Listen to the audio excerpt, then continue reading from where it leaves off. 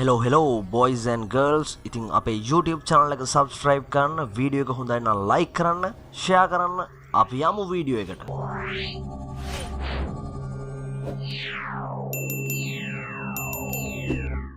ඊයේ වවුනියාවේදී ජනාධිපතිතුමන් අපූර්ව කතාවක් කියනවා මිත්‍රවරුනි.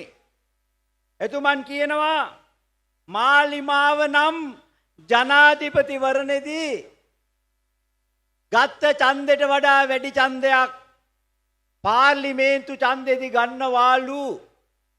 ඒ නිසා එතුමා කියනවා විපක්ෂයේ පක්ෂවලට පුළුවන් නම් තමන් ජනපතිවරණයේ ගත්ත ඡන්දයට වඩා එකක් හරි වැඩියෙන් අරන් පෙන්නන්න කියලා මම අභියෝග කරනවාය කියලා ජනාධිපතිතුමා ප්‍රකාශ කරනවා.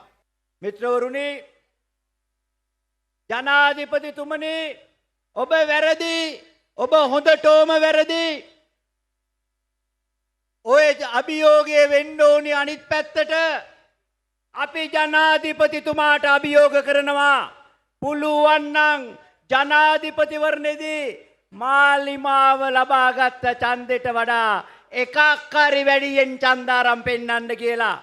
එහෙම ගන්න පුළුවන් වුණොත් ආණ්ඩුව ගැන අපි කරන විවේචන මාස 3කට නතර කරලා දෙන්නම් කියලා අපි ජනාධිපතිතුමාට පොරොන්දු වෙනවා. හැබැයි ජනාධිපතිතුමනි, ඔබතුමාගේ අභියෝගය අපි බාර ගන්න සූදානම්. සර්ව ජන බලය මේ මැතිවරණයේදී මාලිමාවේ ඡන්ද අඩු වෙද්දී, තමගේ ජන බලවේගයේ ඡන්ද අඩු වෙද්දී, සිලින්ඩරයේ ඡන්ද අඩු වෙද්දී සර්ව ජන බලයේ ඡන්ද ලක්ෂ ගාණින් වැඩි කරගන්නවයි කියන එක අපි ජනාධිපතිතුමාට කියනවා. ජනාධිපතිතුමනි, අපේ අභියෝගය අපි ජයගත්තොත් ඔබතුමා මොකද කරන්නේ කියලාත් අපට අහන්න වෙනවා. ඔට්ටුව පෙරදුනා මොනවාරි දෙයක් දෙන්න එපැයි. ඒ නිසා ජනාධිපතිතුමනි, අපේ ඡන්දය අපි ලක්ෂ ගණනින් වැඩි කරලා පෙන්නන්නම්. ඔබතුමයි ගෝලය රොත්තයි රටට කියන බොරු ටික නතර කරගන්න ඕනි කියලා අපි ජනාධිපතිතුමාට කියනවා.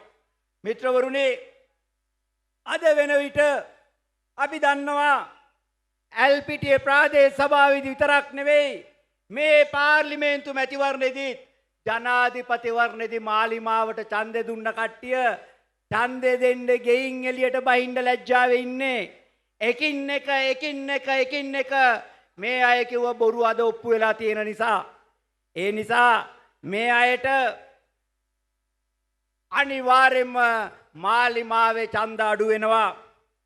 මේ බොරු අපි එකතු කරලා බැලුවම මාලිමාවේ නායකයෝ සති 7ක් යන්නත් කලින් කිව්ව දේවල් වලින් 37ක්ම බොරු වෙලා ඉවරයි.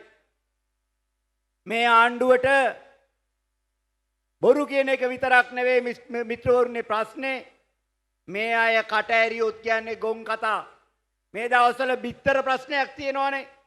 බිත්තර මිල වැඩි. කොහොමද ඒක ආණ්ඩුවේ උත්තරේ? වෙන්න ඇමති සමන්ත විද්‍යාරත්න මහත්තයා කියනවා බිත්තර මිල වැඩි.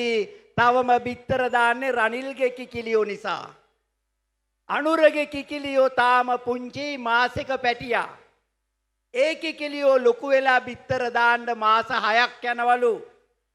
අනුරගේ කිකිලියෝ බිත්තර දානකොට බිත්තර මිල අඩු වෙනවලු. මිත්‍රවරුනි, සමන්ත න්‍යාය අපි දාමු පොල් වලට. පොල් මිලත් වැඩි නේද? 100ට තිබ්බ පොල් ගෙඩිය 200ට ගිහිල්ලා දැන් ඔන්න 160ට 170ට ඇවිල්ලා තියෙනවා.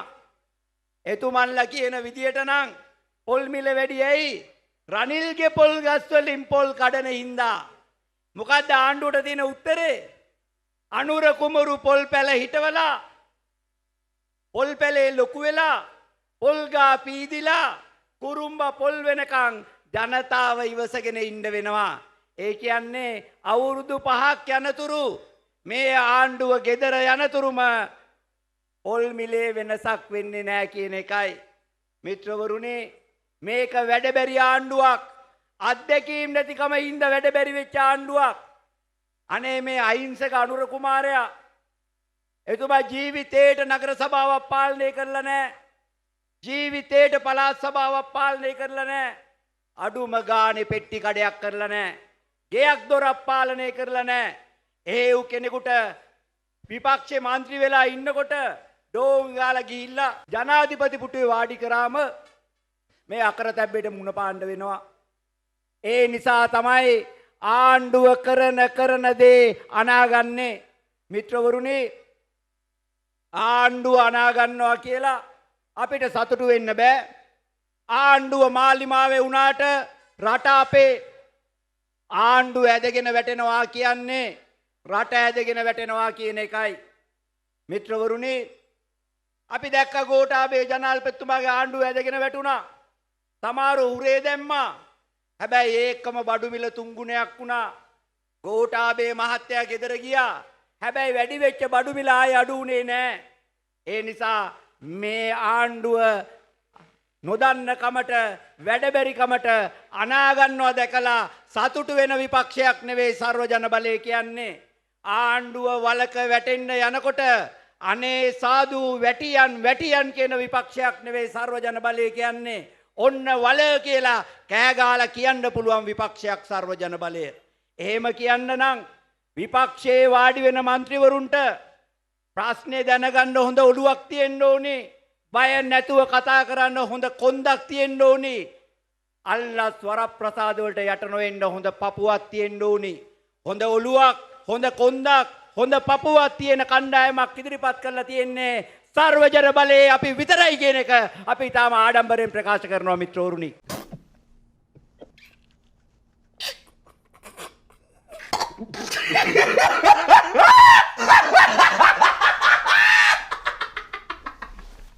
Thank you boys and girls. අපි ඊළඟ වීඩියෝ එකෙන් සෙට් වෙමු.